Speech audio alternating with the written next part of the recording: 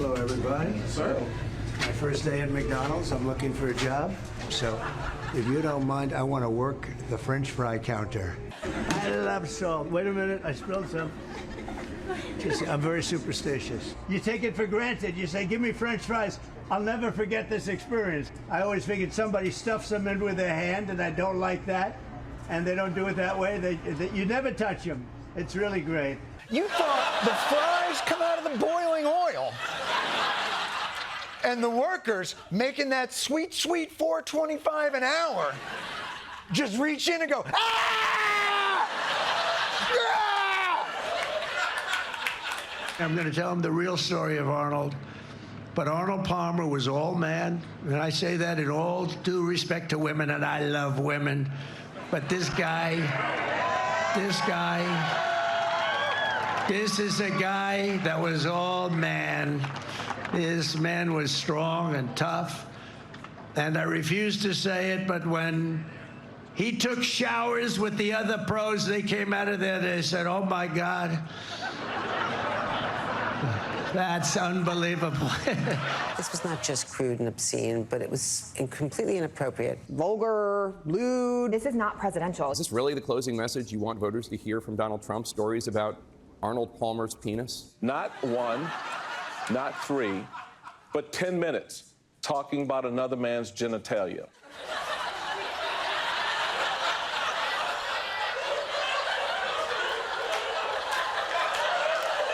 Tech mogul Elon Musk making a surprise pledge while stumping for Trump, launching $1 million giveaway for voters who signed his petition in favor of free speech and the right to bear arms. Wow.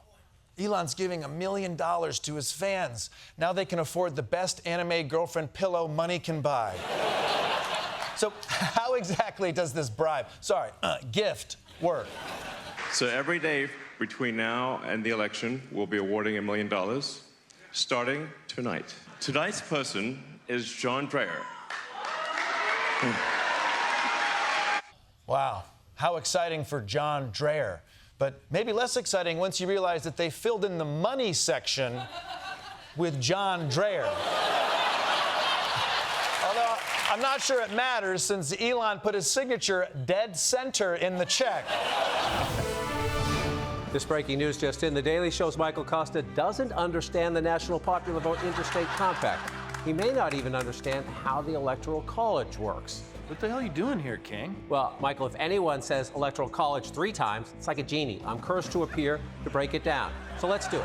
Each state has their own system of appointing electors to vote in the Electoral College. Now, currently, almost all states have a winner-take-all system, where the candidate who wins the most votes in that state then wins all of that state's electors. Maine and Nebraska do it a little bit differently. But once a candidate gets 270 Electoral College votes, they win. Now, with the National Popular Vote Interstate Compact, states in that compact have agreed to award all of their electoral votes to the winner of the national popular vote, regardless who wins that statewide vote. That means every single vote across the country counts, and battleground states would essentially become irrelevant. Wow. Is it true that you wear a diaper on election night? Eminem is going to destroy Trump, so let's go! The spotlight is on us more than ever, and I think it's important to use your voice. So I'm encouraging everybody to get out and vote, please. Please? Wow, this guy got polite, yeah? Now everybody in the 313, put your hands up and fill out your voter registration in a timely fashion, please. But that was okay because he was just the warm-up to Barack Obama, the real rapper of the night. Now notice my palms are sweaty, knees weak, arms are heavy, vomit on my sweater already, mom's spaghetti. I'm nervous, but on the surface I look calm and ready to drop bombs, but I keep bomb forgetting. Holy shit. Did he just come up with that on the spot? I mean, Trump's such a fascist that he even has an all-time favorite dictator. And if you're thinking, no, it can't be. Yes, it can. He commented more than once that, that Hitler did some good things, too. Yeah. Hitler did some good things. I mean, after all, he killed himself. Do we clap at that? Are we Seriously, Trump, Hitler never did anything good. He even sucked at waving. Like, dude, God gave you elbows. Use them. The title of the piece quotes Trump as once having said, "I need the kind of generals that Hitler had." Trump adding, people were totally loyal to him, that follow orders. I feel like Trump took the wrong lesson from the Holocaust.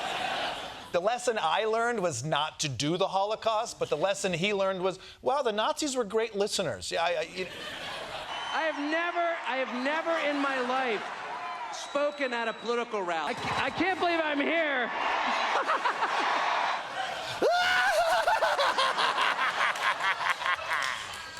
Hey, I don't want to be a hater. He's excited for his first political rally. Seems like a perfectly reasonable time to laugh like an old-timey villain who tied a woman to the railroad tracks.